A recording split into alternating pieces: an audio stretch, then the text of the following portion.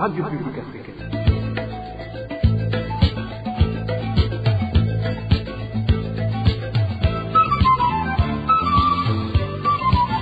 Radio Publique Africaine.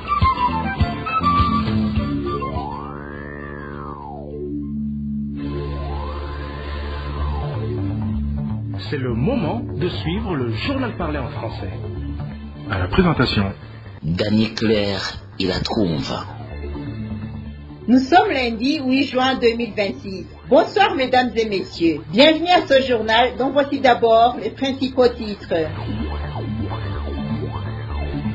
Commémoration de Nkurunziza, Bob Rugurika dénonce les contradictions du CNDD-FDD car glorifier Nkurunziza après sa mort relève de la contradiction.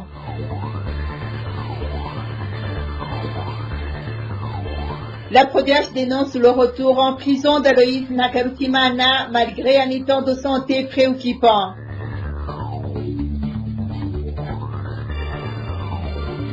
Et enfin, nous allons vous faire entendre dans ce journal et dans la rubrique sportive plus de récompenses en football, plus de suspense en basketball. Au football, la FFB augmente la prime du champion, tandis que Dynamo et Urunani au coude à coude en basketball. C'est tout pour le sommaire. Dans quelques poussières de secondes, le développement de ces titres.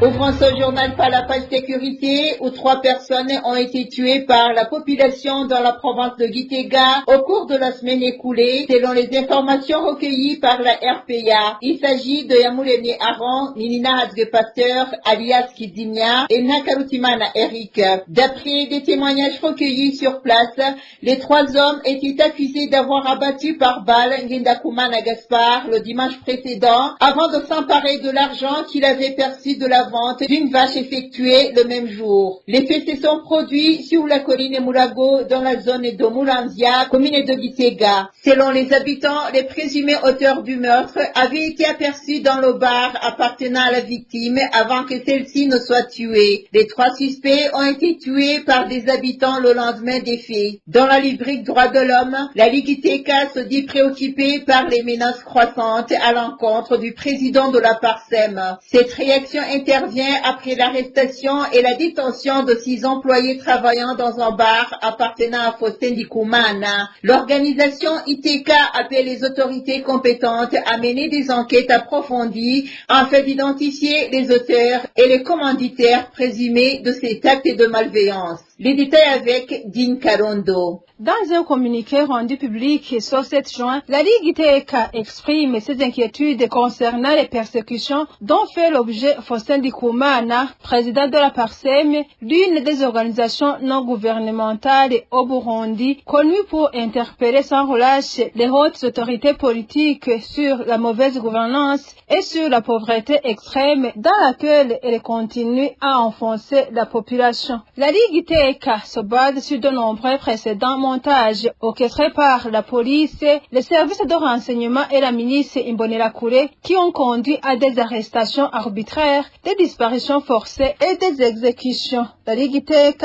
dénonce également l'introduction d'armes dans un bar appartenant à Faustin Ndikumana le 7 mai en Ngozi. Elle rappelle qu'il n'y a guère longtemps, en novembre 2025, le président de la République, Évariste Ndayishimiye, s'était lui-même livré à des attaques personnelles et violentes contre cet activiste. La Ligue ITK salue toutefois le comportement citoyen du personnel du bar qui, dès qu'il a constaté la présence du sac suspect contenant des effets militaires dont un fusil, a aussitôt appelé la police pour venir en faire le constat.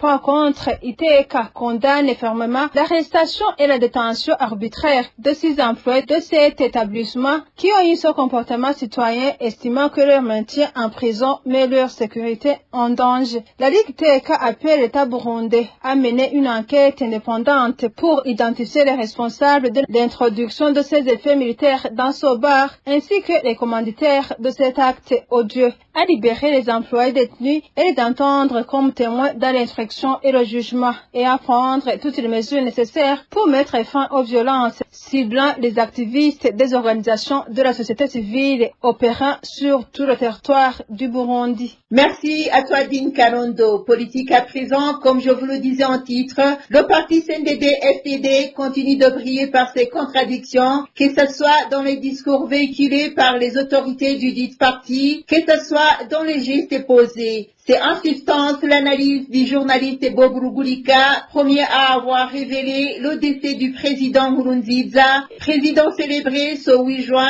comme guide du patriotisme. Pour le directeur de la RPA, assassiner quelqu'un et le mettre sur un piédestal est tout simplement ahurissant et risque d'attirer malédiction sur malédiction au pays. Suivez Bob Rugurika qui rappelle d'ailleurs l'implication du président Ndayishimiye dans ce meurtre. En fait, il y a dans cette démarche une profonde contradiction, voire une forme de malédiction vraiment politique. Alors ici, on peut se demander comment un régime peut-il célébrer un homme aujourd'hui comme héros national et guide patriotique, alors que de nombreuses interrogations demeurent sur les circonstances de sa disparition et surtout que des informations appuyées disent que Nkurunziza a été trahi et tué par poison par ceux-là même qui prétendent aujourd'hui honorer sa mémoire. En tête de ceux qui ont décidé l'assassinat de Nkurunziza par poison, on parle de l'actuel président de la République, Evariste Ndayishimiye, et tout le monde le sait, tout le monde le dit au sein du parti.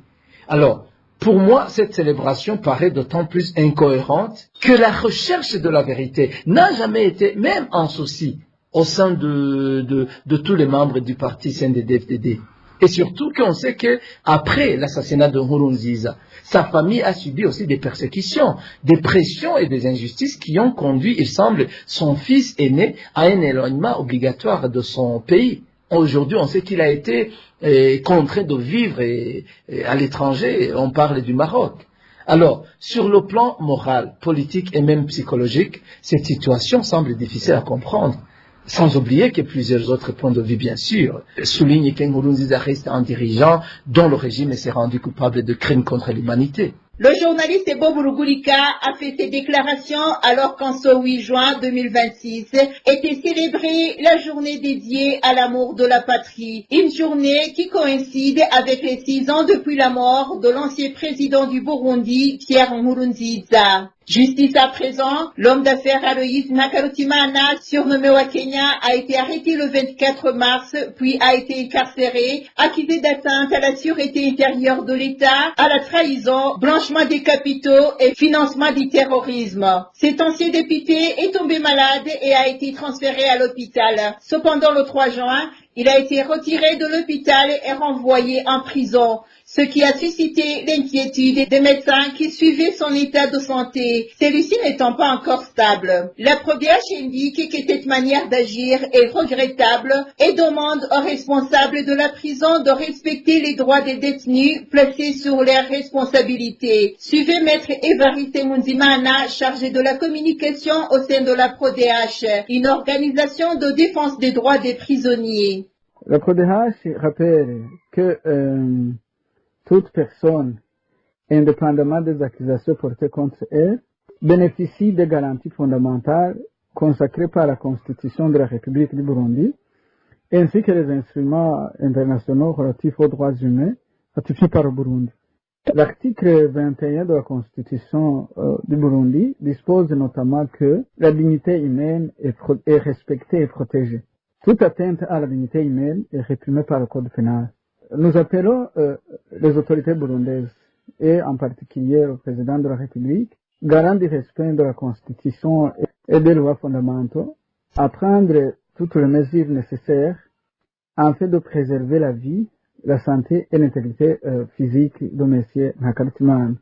Par ailleurs, M. Ntakarutimana est largement connu comme étant un pro et ami personnel du président de la République. Les sources font également état d'une implication au sommet de l'État dans la décision ayant conduit son arrestation. En tout état de cause, compte tenu de ses responsabilités constitutionnelles et de sa qualité de garant des institutions de la République, le président ne peut pas ignorer la situation de M. Aloyse Ntakarutimana.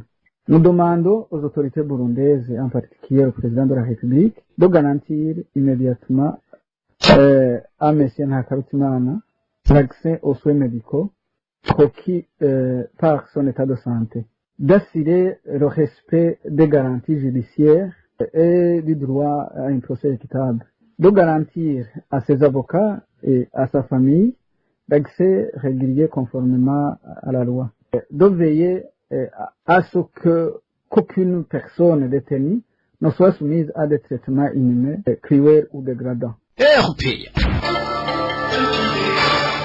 Dans la librairie Gouvernance, dans notre série de reportages sur l'aménagement des pistes pour les véhicules anti-incendie, nous nous rendons au marché de Javé situé dans la ville de Bujumbura. Ceux qui prêtent sur ce marché indiquent que certains commerçants étalent leurs marchandises dans ces voies, ce qui bloque les véhicules de secours en cas d'incendie. Walter Kwizera nous fait le point.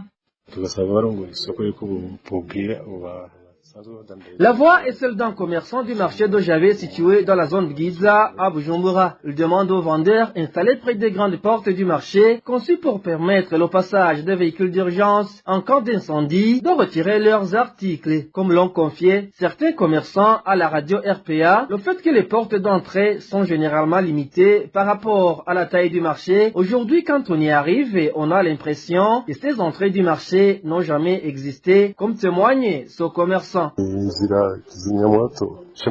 Les passages sont prévus pour les camions de pompiers, mais le problème qui est aujourd'hui, ils servent de voie de vente pour des chaussures, des casseroles et autres articles non alimentaires. Ces rues menant à l'intérieur du marché sont généralement moins nombreux, or le marché est vaste. Donc, en cas d'incendie, les véhicules de secours ne peuvent pas y accéder. En plus de demander à leurs collègues et commerçants de respecter les règles, certains de ceux qui travaillent au marché de Javé demandent également au commissaire du marché et au chef des zones de résoudre ce problème. Nous demandons aux responsables du marché d'enjoindre les vendeurs occupant des passages réservés aux camions de pompiers à cesser leur activité. Nous demandons également à l'administrateur communal de prendre en charge ce dossier afin que, en cas d'incendie, les camions de pompiers puissent accéder au marché sans difficulté.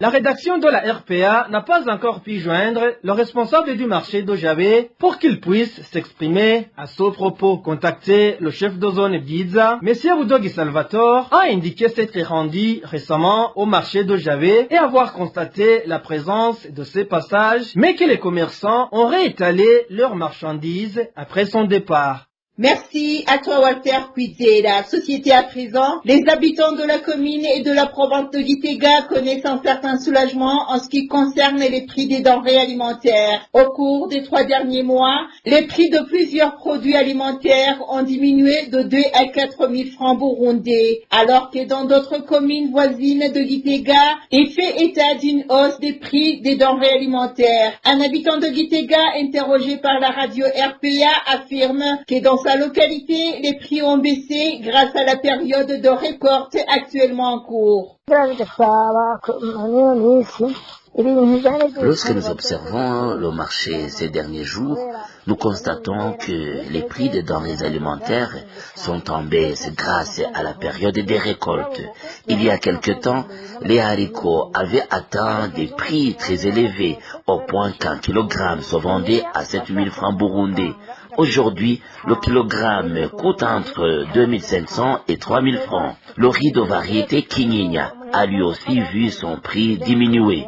Il s'achète actuellement entre 5 000 et 5 500 francs le kilogramme, alors qu'il se vendait à plus de 7 000 francs il y a quelques semaines. On peut donc dire qu'une amélioration est sensible en ce qui concerne l'approvisionnement alimentaire. Le prix de la farine de manioc a également baissé, notamment grâce à la récolte du maïs. La farine de maïs se vend actuellement actuellement à environ 2000 francs le kilogramme, tandis qu'un kilogramme de grains de maïs coûte autour de 1300 francs sur le marché. Les agriculteurs sont en train de récolter le manioc dans les champs. La farine de manioc est donc plus disponible, d'autant plus que l'ensoleillement favorise son séchage. Par rapport au mois précédent, on observe ainsi un certain soulagement concernant les prix des denrées alimentaires.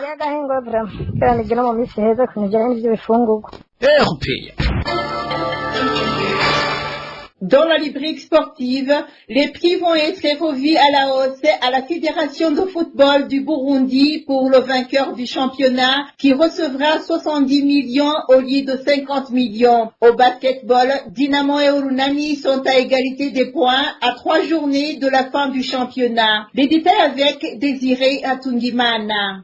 Ce dimanche, s'est clôturée la 19e journée du championnat de basketball au Burundi. Le match le plus attendu opposait Urunani aux Tigers, une équipe qui montre qu'elle peut défier n'importe quel adversaire. Dans cette rencontre, le premier quart-temps a été remporté par Urunani sur un score de 18 points à 9. Le deuxième quart-temps a également été gagné par Urunani par 19 points à 14. À la mi-temps, Urunani menait donc sur un score de 37 points à 23 face aux Tigers. Au troisième quart-temps, les Tigers, revenus plus motivés, ont inscrit 20 points contre 12 d'Urunani, réduisant l'écart à 6 points. Les supporters commençaient à croire au renversement, mais l'expérience d'Urunani a parlé dans le dernier quart-temps, remportant largement cette partie par 28 points à 16. Le match s'est terminé par une victoire d'Urunani sur un score de 77 points à 59. Le joueur Lupia Jules Ozele d'Urunani s'est distingué en inscrivant 26 points, le meilleur total de la rencontre. De son côté, Dynamo, qui dispute le titre avec Urunani, a facilement battu Young Eagles sur le score de 90 points à 52. Les deux équipes sont actuellement à égalité de points, alors qu'il reste 3 journées avant la fin du championnat national. Dans les autres rencontres, Muzinga a battu Lion Team par 65 points à 53.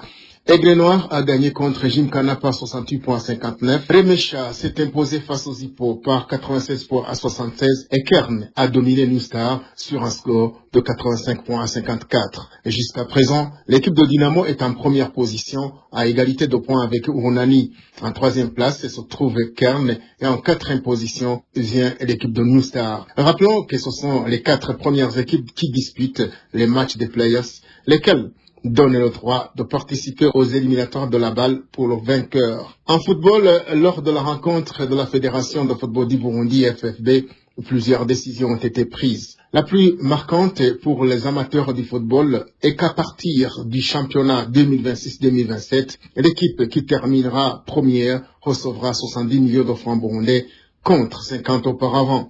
Le vainqueur de la Coupe du Président recevra quant à lui 25 millions contre 15 auparavant. Le président de la FFB, Alexandre Muyenge, a expliqué que l'augmentation de ces récompenses vise à encourager les clubs à mieux performer et en rendre la compétition plus intense dans le football burundais. Et voilà, amis fidèles de la RPA, c'est par ici que nous clôturons le journal en français de ce lundi 8 juin 2026. Merci pour votre aimable écoute.